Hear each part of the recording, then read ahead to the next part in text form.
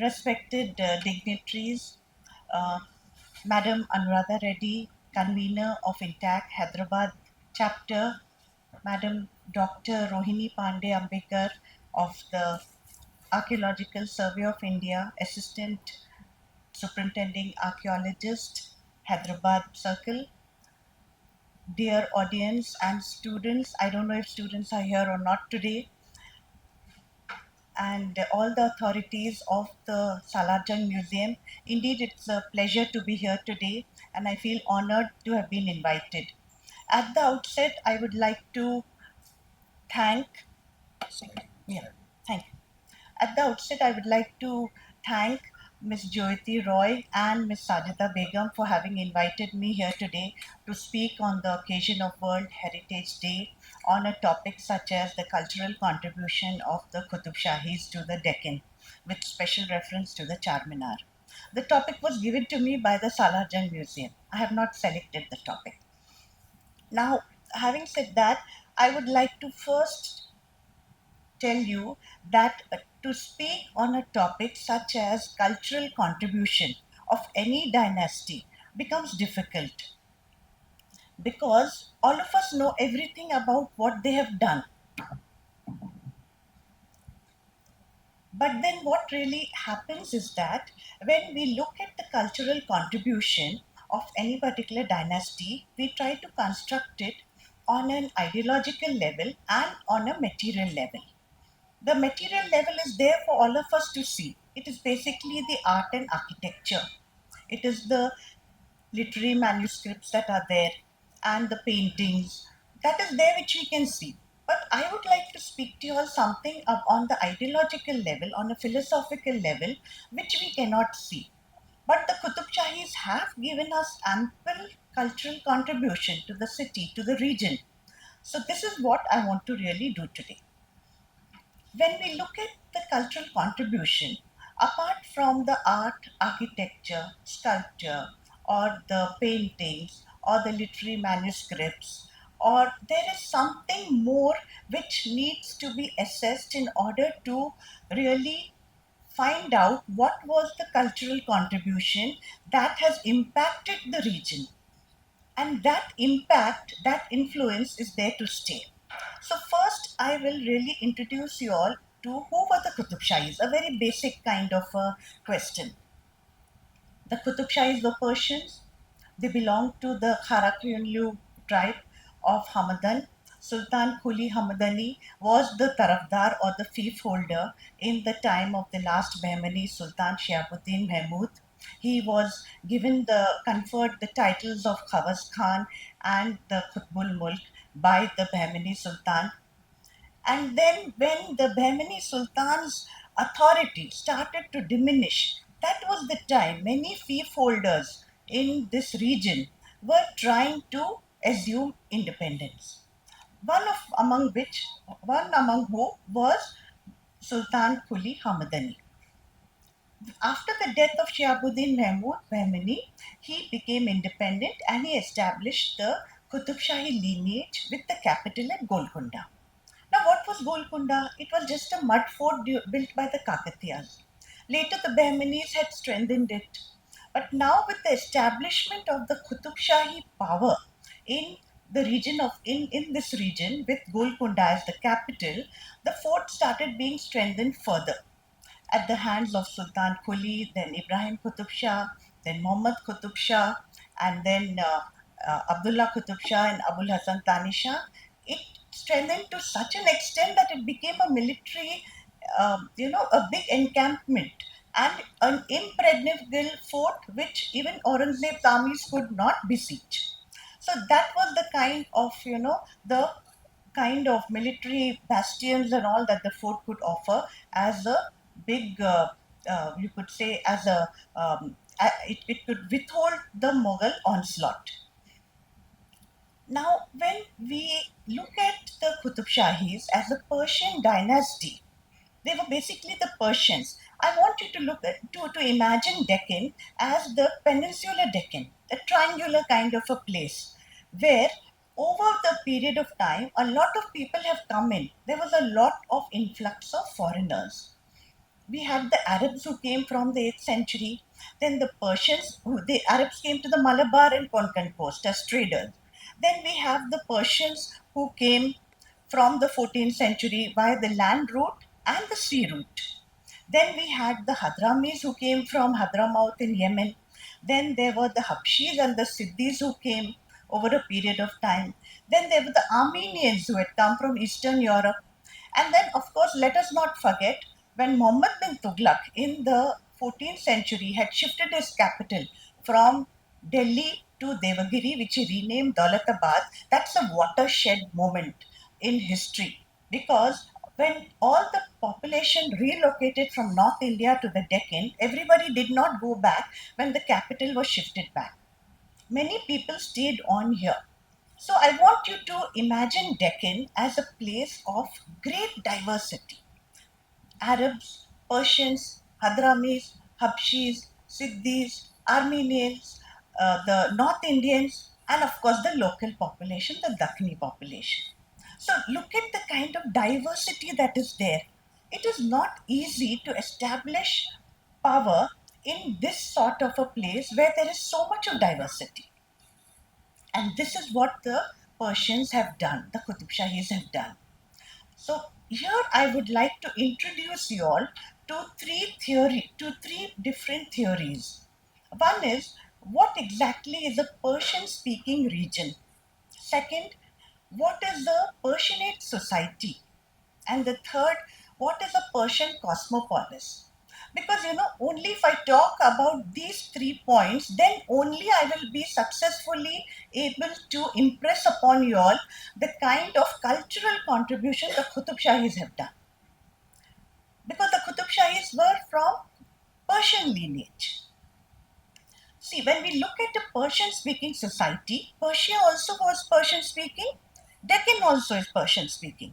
But what is the difference? There was the number of Persians in large measure had come from Persia into the Deccan. Some were administrative personnel, some were judicial personnel. They were Sufi saints, traders, merchants, artisans, tile workers. They came in various professional capacities into the Deccan for over a long period of time. So, what really happens is when the came into the Deccan, with them came their language. Then, first, the language came in. And when the language started spreading, there was communication between people. We could talk to each other because of the Persian language. And the Persian language led to the efflorescence of a large number of literary texts, which were the manuscripts in the Persian language. The Persian literature developed. And this became a Persian speaking land, Deccan, but it was not ethnically Persian. I want you to very clearly have this in mind. It is not ethnically Persian because there are various people living here. Now we come to the second term. What is Persianate? From the middle of the night, I mean, in the middle of the 1900s, we have a scholar by the name of Marshall Hobson who developed this term Persianate around the 1950s or 60s. He was an American. Now, in this when he developed the term Persianate, he says that it is language that traveled into various places. The Persian Empire was very big. It went to South Asia, to Central Asia, to West Asia, to Eastern Europe, a part of Southeast Asia also. So wherever the Persian language was spreading, with that a whole corpus of Persian literature was being written. And that literature was impacting different points in society, different aspects of society. For example, look at the statecraft, governance, economic policies, the social norms, the customs and traditions, the art and architecture, the literary manuscripts. Everything was getting impacted because a particular culture is proliferating. Now, here Marshall Hobson also has written another term, Islamicate. Now, Islamicate he does not equal with the coming of Islam. It is language that is traveling, because when people travel, with them travels the language, ideas, their technology, the different customs that are prevalent in that particular land. So the language has traveled, and the language has led to to the efflorescence of a distinct culture in a new place. And here you could say that it was also not ethnically Persian, because people from Persia were coming into the Deccan. But there were Daknis also here, there were other foreigners also here, and everyone was living amicably in a new setup of the Qutub Shahi state. I hope I'm not complicating the matter too much. I want you to really understand these 3 points, because if we understand these 3 points, then it's very clear. Now we come to Persian cosmopolis. There is a very eminent scholar, an American again, by the name of Richard Eaton. Over the past decade or so, Richard Eaton has written a lot about the Deccan and about all the dynasties and the Deccani Sultanates. And Richard Eaton says that the idea of Persian cosmopolis developed right from the 9th century to the 18th century. During this time, South Asia, West Asia, Central Asia, Eastern Europe, and a part of Southeast Asia all were under the Persian Empire. They had the Persian language, they were connected. They were connected through the Persian language with each other, though there were different dynasties that were ruling in these different regions. It is the literature, it is the language that gives rise to literature, and it is the literature that gives rise to a host of cultural activity of the what of the particular dynasty which has come from another country, that is the Persians. So I'm trying to construct the relationship between Persia and the Deccan. It was so intense. It was so intense that whatever came here was getting absorbed. At the same time, there were local influences here, and those local influences also were interacting with each other. So it was giving rise to a whole new culture, such as the Dakhini culture, which we know today, a very unique culture which is completely syncretic, cosmopolitan, and religion does not form the basis of this particular culture. It was very different from Islamicate. I'll also just connect this Persian cosmopolis briefly to what was the Sanskrit cosmopolis. Another scholar, yet another American by the name of Sheldon Pollock, he has written about what was the Sanskrit cosmopolis. Just before, because we need to draw the connection. The Sanskrit cosmopolis started from the 4th century to the 14th century, and it was spread geographically from the Indian subcontinent to Afghanistan to Vietnam and to a part of Southeast Asia. Now, what was uniting all these places together? It was the Sanskrit language. It was the whole corpus of information or knowledge production that was, made in the form of the Sanskrit text.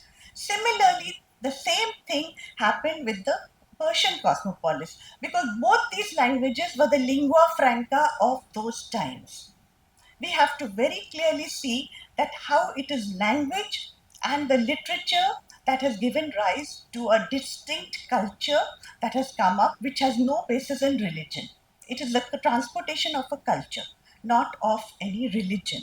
That is why they very clearly draw the distinction between Islamicate or Hinduism and the particular Sanskrit cosmopolis or a Persian cosmopolis.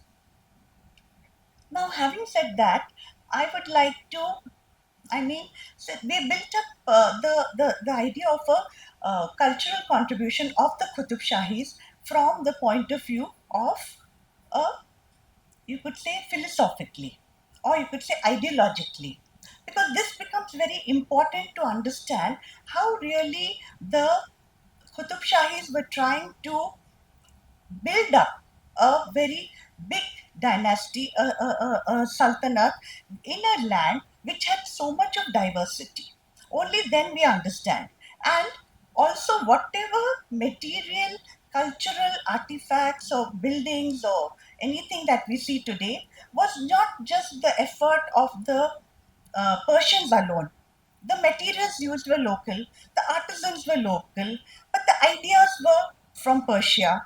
So, I'm going to use Charminar as an example in order to show all these, a few of these points. This is just an introduction trying to draw upon these type of sources in order to build up what exactly was the cultural contribution.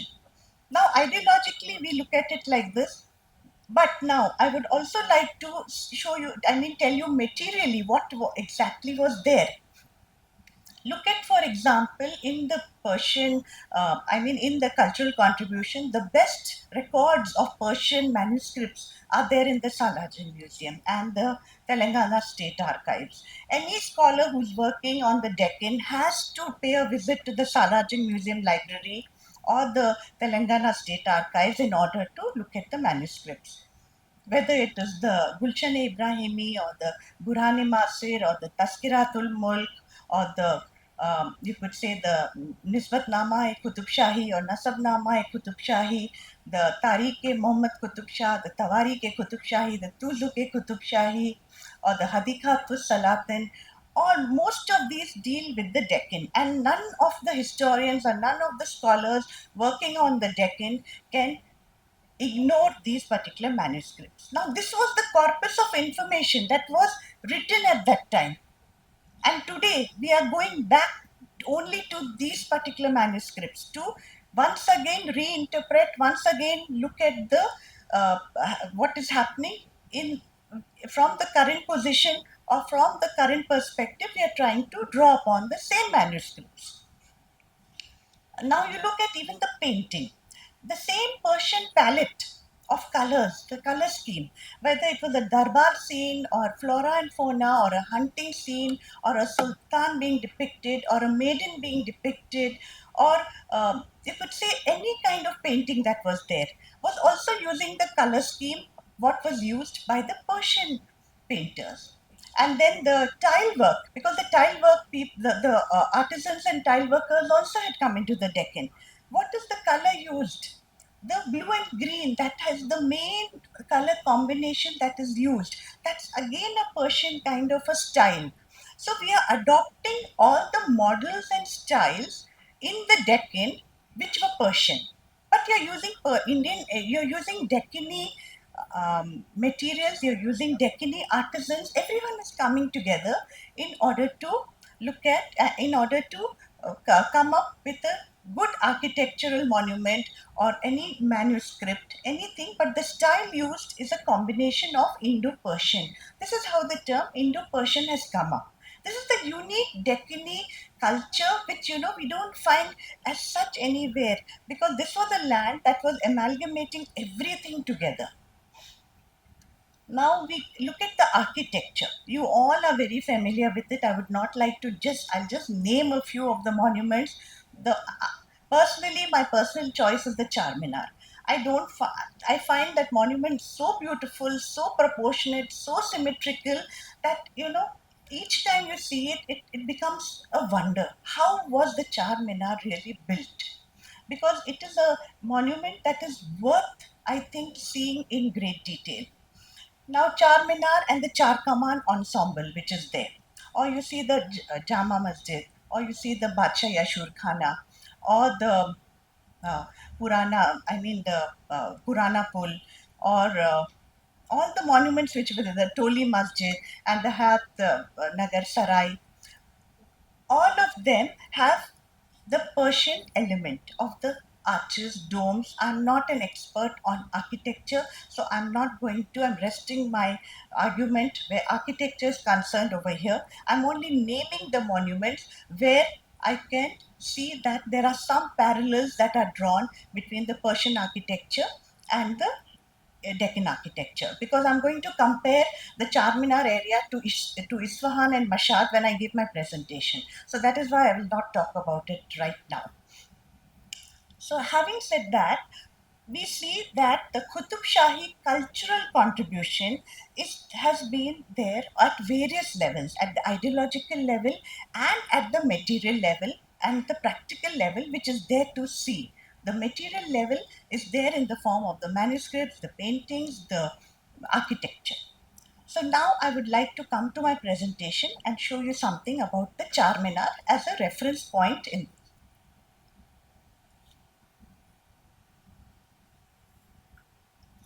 Now, when we date the Charminar and we date Hyderabad, it becomes very difficult because you see, whenever you talk about a city or you talk about a monument which is very popular, it becomes very challenging. Because what should I tell you something new? What is there which you do not know? That was my main worry when I was trying to make this presentation. Because you all are experts and you all know everything about the Charminar. So that was my main worry, but still I tried my best to bring out some things which may have slipped the mind of anyone. When we see the date of the Charminar, I mean of Hyderabad, it is very clearly given in the uh, Tariq-e Muhammad Qutub Shah, in the Tawarikh-e Qutub Shahi, and in the Tuzuk-e Qutub Shahi. All these give the date as 1591, which corresponds to 1000 Al-Hijri. But Charminar doesn't have a date. No book gives the date of Charminar. But how is a city generally founded? We say we lay the foundation stone. तो कुछ तो करना है वहां पर. क्या करते हैं आप? कुछ पत्थर रखते हैं या कुछ इमारत या कुछ फाउंडेशन स्टोन ले करेंगे, then only you'll say the city has come into being. We can't imagine and say yes, I founded Hyderabad. There has to be some particular act that one does. So that was the building of the Charminar, because Charminar was the first monument to be built. Now, on the Charminar, there's a chronogram which Ya Hafiz. Now, this is in the, if you calculate it in the Abjad Arabic numerical system, every letter has a numerical value. So, if you add up that, it comes to 1000 Al Hijri. So, now 1591, which is the date belief that Hyderabad came into being, and Charminar also has a date in the form of the Abjad numerical system. You can safely assume that fine, this was the first monument to be built. So naturally, that particular monument, with that we laid the foundation of Hyderabad. So that is something which we feel, convinced about, that fine, it appeals to our logic. Now, the reasons for building of of the new city was because the Golconda, as I told you, was a mud fort, and then it had strengthened during the time of the Bahmanis and then the Qutub Shahis. But there was overpopulation in Golconda. It was a fortress town, and there were frequent occurrences of cholera and plague time to time, and there was sanitation problem and shortage of water. Now all these problems led people to, the requirement was felt that a new city should be built. Now the requirement was not felt only at the time of Muhammad Quli Qutub Shah. I feel that the requirement was felt by Ibrahim Qutub Shah, because he lived in Hampi with his wife Bhagirathi, who was the princess of Vijayanagar, for 7 years. Now, Hampi was a very beautiful city. So, when he lived there, obviously the architecture of Hampi, or it would have had some impact on his mind, and he had a vision of expanding Golconda into another city, and that could fructify only in the time of his son Muhammad Quli Qutub Shah. And Muhammad Quli would have had access to information about Hampi from his parents, because he's their own son. He would have spent time with them. So we have to logically connect the dots and find out, like, what were the cities that really impressed upon Ibrahim Qutub Shah and Muhammad Quli Qutub Shah. So this is how a new city of Hyderabad was imagined. Now, when we come to Muhammad Quli Qutub Shah, we all know that he's the founder of Hyderabad city. But who was behind this was Mir Momin Astrabadi, who was an alim, an intellectual from the place of Astrabad in Gilan in Persia. He had come to Golconda, like how so many people had come into Golconda, and when he came in contact with Sultan Muhammad Quli Qutub Shah, Muhammad Quli was very impressed by him, and he by his religiosity, and he made him his Peshwa or prime minister. And he was given the task of laying out a complete blueprint of the laying the Hyderabad city, foundation of Hyderabad city. When even today, when the GHMC or any other body lays out something, a complete plan is laid out, not only one monument. We have, I mean, and Mir Momin Asrabadi had that kind of knowledge that he laid out a complete plan which was in the form of Charminar, the Charkaman, the Charsuka House, the Jama Masjid, the Badshahi Ashur Khana, and the Qutub Shahi palaces. At least I'm stopping there. I'm stopping there. I'm not continuing with more monuments because this is what I imagine. So I have a figure which I'll show you, but I'll first talk about Mir Momin Astrabadi. Now, Mir Momin Astrabadi had such good equation with Muhammad Quli that he was the only gentleman who was allowed to come in the palanquin into Golconda, and others, all the other officers had to walk. So that you can imagine the status that he enjoyed. Now, when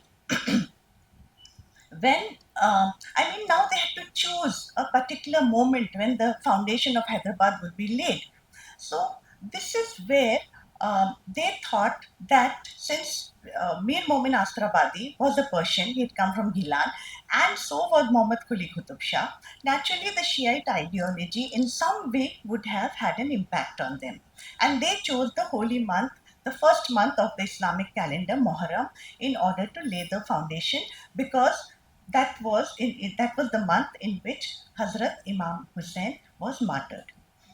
Now there is one poem written by Muhammad Quli Qutub Shah, Sheher-e-Haidar. Now in that particular poem, he talks about Hazrat Ali. Now, when he talks about Hazrat Ali, we can safely assume that he has named the city of Hyderabad after Hazrat Ali. Because Hyder in Arabic also meant lion.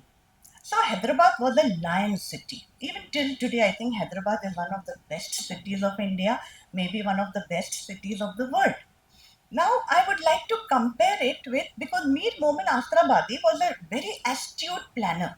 He was an urban planner. We look at all urban plans and all today. But at that time, imagine, without any heavy machinery, without any Xerox machine, without any computer, making such monuments such as Char Minar. I'm not looking at other monuments. Just look at Char Minar. Is something which is impossible. Generally, historians write in books that Charminar was built in 2 years.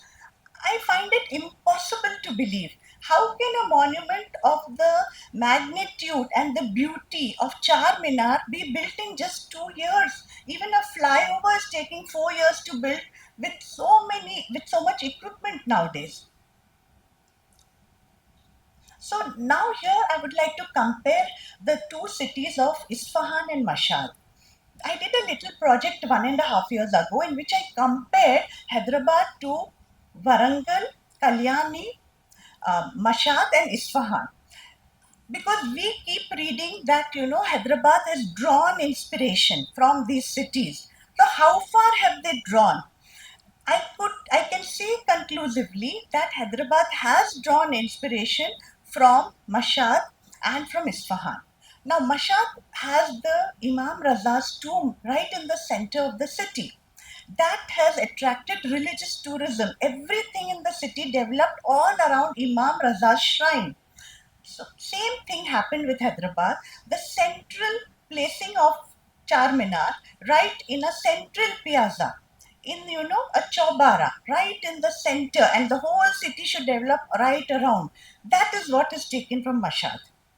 And if you look at Isfahan, Isfahan has the Nakshe Jahan Square, a very beautiful square with a monument and the concept of Charbagh, and the gardens were beautifully laid out. Now, here in this sense, the Char Kaman become the Char Bagh. You know the whole concept, because if you examine the aerial views of the is of Isfahan and of Mashhad with the original Hyderabad, I mean only this particular area of the Char Minar and the Char Kaman, you can clearly see a similarity here. I'll skip this because I was just particular. I mean, when Hyderabad was laid, this is just a quote of Muhammad Quli. Okay. Now, when we come to the location, the location of Hyderabad was chosen, the planned layout of the new city comprised 7 villages, because the road running from east to from west to east was already there, from Surat to Masulipatnam for trade. Now a new road was added running from north to south. So it got divided into, like, right angles, and it cut across each other. And at the intersection of it, the Charminar was supposed to be made. It was a giant grid system sorry, it was designed on a grid system in the form of a giant double cross.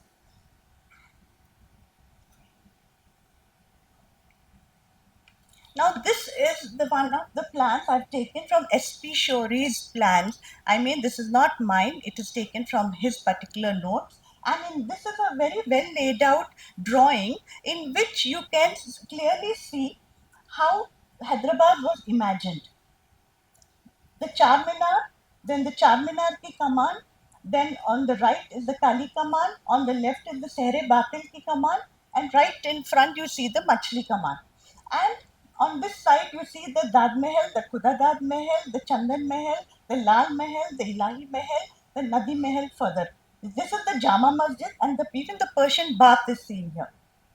And then this is how the whole area, the whole concept of the city came up. This is what Mir Momin Astrabadi has done. Now, when he gave that, he even he even visualized a graveyard, the Mir Momin ka Daira. That is also very important, because see, from start to finish, Mir Momin has given a plan to Hyderabad. This is another one from another angle, but you can see later on the Makkah Masjid came up. Now, the ensemble of the Piazza Square. Now, approximately 250 feet away from Charminar was the Char Kaman. It was flanked by 4 arches. When you're coming towards the Charminar, of course, the Machli Kaman, because when I was a child, the Machli always used to be. Anuradha Madam is there, everyone is here who has seen the Machli hanging. It was symbolic. I don't know when it disappeared, the Machli. And then after that, on the right side, we see the Sehre Batil ki Kaman. On the left side was the Kali Kaman. And in the front, of course, is the Charminar ki Kaman. Now, the Char Suka house was supposed to be, it had 12 sides. Later, it became octagonal, 8 sides. So originally, when it was made, it was flat on the ground. Now, what we see now we call it Gulzar house. Now, the what we see Gulzar house is much smaller. It has a raised parapet and it has a grill, and it is completely different to what it was built by the Qutub Shahis, because the population also was very less.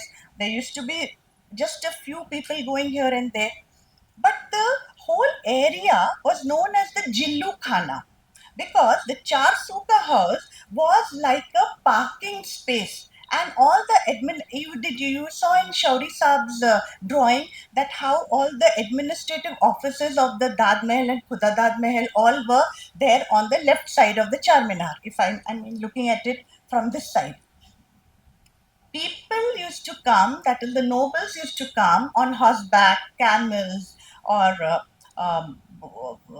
horses, and they would park the animals. They didn't have how we go to our office in cars today. They also came on the animals, and they came and they parked the animals near the Charsuka house. And that Charsuka house was a drinking point for animals. It served a purpose, and then in the evening they would go back home going back on their particular animals. So this was the whole particular, you could say, the you could say the function of the Charsuka house and the Char Kaman. Here we can see the octagonal Charsuka house, which became the Gulzar house. Now it is absolutely round. Now these commands are separated from the central point of Gulzar House by 375 feet in each case. The space between the arches facing each other is 750 feet. These lofty arches, 60 feet high, 35 feet wide, have at the base have steps leading to the top terrace. Now this is only a kind of a description of the sizes or the dimension of the particular arches. Now this is the Charminar ki command, because we can see the Charminar through and through, and this is the Pathargatti now. I mean earlier, sorry, the earlier Pathargatti. This is the Machli command, but I don't know if we have any command of a photo of Machli command with the Machli hanging. I don't think that is there. Now, when we come to the building of the Charminar, it is grand in conception, perfect in workmanship. The Charminar's four corners lie exactly at the four cardinal points, and they rise 60 feet in length and 42 feet in width. Uh, Now, the structure contains a small cistern in the center. I'll talk about the cistern right at the end of my presentation. Now, the Charminar has got its name from the minarets because of the four minarets. So, at the corners rise four tall, graceful, well proportioned minarets from which the monument gets its name. Each minaret has four stories in a total height of 160 feet, and you can reach the topmost part of the minaret by 146 steps. This leads me to another question that is always in my mind, which I have not got answer for. There's a masjid on the second floor. If it was operational, how did people climb 146 feet 5 times a day? I was wondering if it was a operational masjid. These are thoughts which keep coming to us when we read. We look at it that there was a madrasa on the first floor, masjid on the second floor. जब नमाज होती थी तो naturally लोगों को भी वहां पर जाना पड़ता था. तो हाउ डिड दे गो? इतने सारे स्टेप्स आप चढ़कर जा रहे थे 5 times a day was something which is little difficult to imagine today. Now the arches in the lower row about 9 feet high, but combined with the upper ornamental arches, they appear like a border, like a lace border when seen from a distance. Now, Charminar is a monument that is so beautiful both from the outside and both from the inside.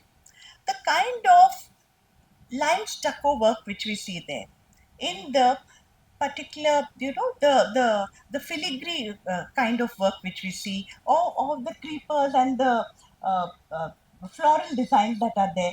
This is the entrance of the Charminar Masjid, and which has these floral stucco designs, and it is absolutely brilliant.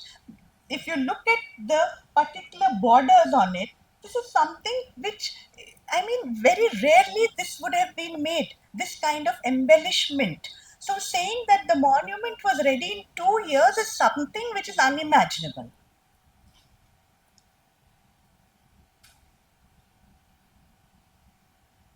Now, the upper floors of the Charminar, if you see, the first floor had the madrasa, and the second floor had the masjid, and with the tank for ablution.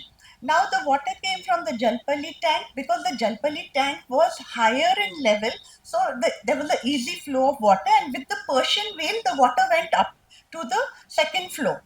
Because when we just say there was water for ablution, how did the water go up? So again, see, look at the technology. The Persian wheel technology has drawn the water up to, and then from the second floor, the mosque. At the second floor is the mosque in the western section. The mosque is one of the most beautiful mosques of the period, and the Muezzin Saab could call for prayer from the canopy which was known as the Madana.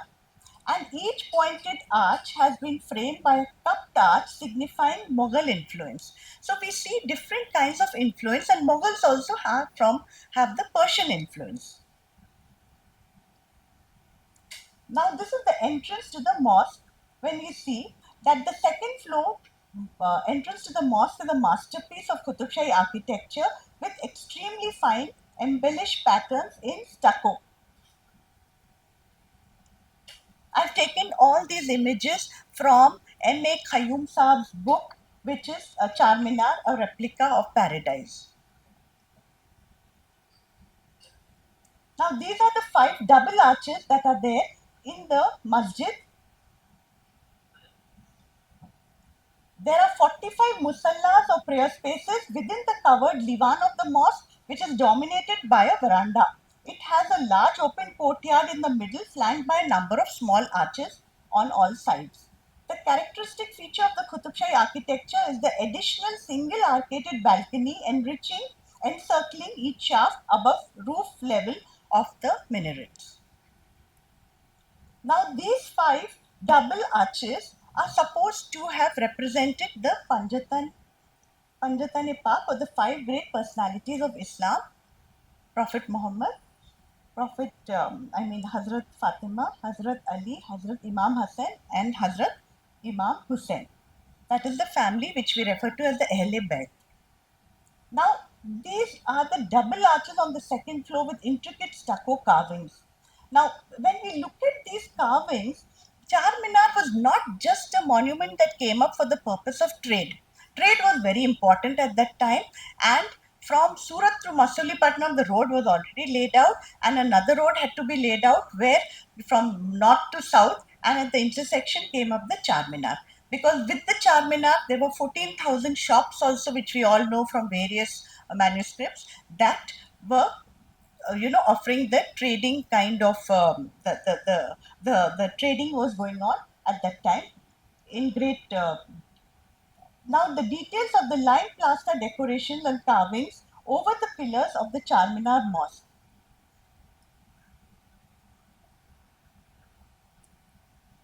When we look at the Charminar from outside, it looks very beautiful. But when we go inside the Charminar and see these particular features, it becomes very difficult to understand how did they carry the equipment up. How did they carry the lime plaster? How did they really do all these decorations? And the whole city, until the blueprint was ready of the entire city, it would not have been possible, because only having the map of Charminar and starting Hyderabad was not the way it had been planned out. The entire city of Hyderabad was planned out. There was a proper planning done. Now, these are the courtyard arches of the Charminar Mosque. Now, I would like to talk to you all specifically about a little bit about the stucco work and about the animal figurines. Okay. Now, uh, this is, of course, when we stand in the Charminar and look up, we see this inverted lotus right on top. This is the inner side of the arch. So this is the particular ceiling of 16 petals in the shape of an inverted lotus, which is above the cistern. Now I would like to. There are eight images of the particular alam over the main arch inside the Charminar. And inside is written Ya Allah, Ya Muhammad, and Ya Ali. It is engraved. Now, on both the sides, you see the Shirdal, which is the griffin. Now, a griffin in Persian mythology was a fantastic beast. It was used in family heraldry, it was used in coat of arms, and it had the body of a lion, and it had the face and wings of an eagle. Now, Shirdal has been used at 8 places in the Charminar, whereas the other animal figurines, which I'll show you, have been used only once. Okay. Now, locally available granite, stone, sand, lime were used in the construction. Lime used for the plaster seems to have been specifically ground and treated to a durable stucco. The Charminar was constructed at the cost of 2 lakh Huns at that time, and declared a protected monument in 1886. When the ASI did a chemical examination of the lime plaster, it was found to be homogeneous and the lime silica ratio ranged from 0.44 to 0.75. Now, this is Madam Rohini is there. So, this is what the ASI said. To look at the homogeneity of the material, that it did, that is why it has sustained the weather conditions and the so many years, so many centuries, and it is still a beautiful, majestic monument. Now, I would like to specifically just briefly talk to you all about the animals and the birds that we see. Now, I'll first show you. This is the pigeon, this is the parrot, this is the peacock, this is the squirrel, and this is the griffin, which we spoke about. Okay, so now the griffin is in 8 places, but the parrot, pigeon, peacock, and squirrel are only in one place. So, if Charminar is supposed to have so much of symmetry, why was the peacock not used in at least 4 points, or why was the pigeon not used in 4 points, only one? So, this in Shiite ideology, birds are always used for conveying some good tidings. Even in the war at Karbala, the Shias believe that birds carried messages from the battlefield. The birds are very closely linked with Shiite ideology. Perhaps that is the reason certain birds have been used on the Charminar. Now there is one particular face of a cat. Now that is there also on a particular arch, because we know that there was plague time and again, and Hyderabad. It one theory also goes that when plague ended, a big tazia was held. Was hung at this place, at the particular place where the Charminar later came up. But Harun Khan Sherwani completely dismisses it and he says no, this was not the case. So, but there is the face of a cat. Now, this how why now the birds go with the matrix of Shiite ideology, but the cat doesn't fit into the Shiite ideology. So, other than talking about the plague concept, there's no other idea that matches with the face of the cat on the Charminar. Now, lastly, I'm come to the fountains. The fountain right at the base of the Charminar right now is of two pelicans. But the original Qutub Shahi fountain had two elephants and two lions, and they were spraying water on each other. The elephants were spraying water on the lions. So, where did this particular fountain go? This particular fountain was removed and it was kept for safekeeping in the Golconda Fort for many years. And from I think 1958, the whole Charminar cistern was filled up also. It was SP Shori Saab who had shifted the fountain there, and in 2001 the fountain was brought back, and once again it was dug and the fountain was reinstalled. But the reinstalled fountain is that of the two pelicans, not of the two elephants and the two lions who were spraying water on each other. So this makes me believe that perhaps how the Mughals destroyed the Dad Mahal, the Khuda Dad Mahal, the Ilahi Mahal, the Nadi Mahal, the Chandan Mahal, the Lal Mahal, all the Qutub Shahi palaces were completely destroyed by the Mughals. What we see today of Qutub Shahi monuments is just a fragment of what was really existing. So when we look at the whole cultural contribution of Qutub Shahis, they have much more to offer, which is not there for us to see today. So perhaps the fountain also was kept in the Golconda fort, or it was destroyed by the Mughals, by the Mughal armies when the other palaces were destroyed. This could be a possibility. Or the second possibility is that how Mir Mehboob Ali Khan, the sixth Nizam, has fixed the four clocks on the Charminar in 1889. Similarly, he must have fixed a new fountain at the base, at the where the cistern is. because he also was the one who also put the grill on the Charsuka horse. See, this is known as interventionist architecture. In when when one sultan is trying to intervene in the architectural traditions of another, because architecture is one way of leaving behind a legacy. When you have a legacy, and that particular legacy everyone wants to be part of, so you want to fix some part of your own, you want to participate in that monument to such an extent that it has some particular relic which you are putting in. So Mir Mehboob Ali Khan is remembered for the clocks today on the Charminar, but the who has built the Charminar? It was Mir Momin Astrabadi and Muhammad Quli Qutub Shah. So you have to try to link up things like that. This is interventionist architectural traditions, whether it was the Char Suka horse, the grill, whether it was the clocks, or whether it was the fountain. So today the fountain which you see is not the original fountain. This is the original fountain that we see today. Now, elephants and lions spraying water on each other was used by the Qutub Shahis at many points. Even at the Patancheru Darwaza, at the Golconda Fort, you see the combination of the elephant and the lion. Same way you see in the High Court, the basalt fountain, that also has, sometimes we could think that perhaps that was the original Charminar fountain that has been kept there, but it isn't, because the original fountain had the lions and the elephants facing each other and spraying water. Though that particular fountain, you see the elephant and the lion spraying outside. So it is not the same, only the motive is the same. So we still have to find out what happened to the original Qutub Shahi fountain. Now, with that, I leave you to a question. Like, let us keep finding out more and more about the Charminar.